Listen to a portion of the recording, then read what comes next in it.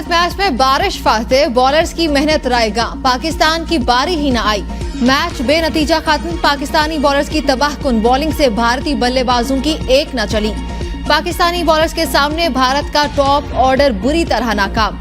Opener Rohit Sharma 11, Virat Kohli 4, Shreyas 14, Shubman Gill 10 run बनाकर out. Shaheen Shah Afridi, Haris Rauf और नसीम शाह ने भारत का बैटिंग ऑर्डर तबाह कर दिया।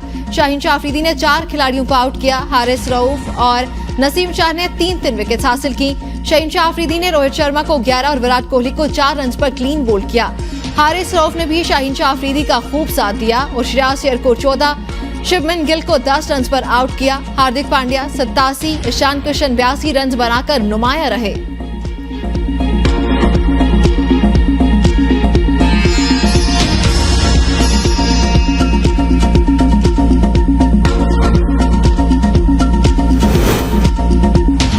मैच बेनतीजा खत्म होने पर पाकिस्तान और भारत को एक पॉइंट दे दिया गया। भारत के खिलाफ मैच में 1 पॉइंट मिलने पर पाकिस्तान ने सुपर 4 मरहले के लिए क्वालिफाई कर लिया। भारत को सुपर 4 मरहले में रसाई के लिए नेपाल को हराना होगा। भारत सुपर 4 में पहुंचा तो 10 सितंबर को कोलंबो में फिर पाक भारत टाकरा होगा।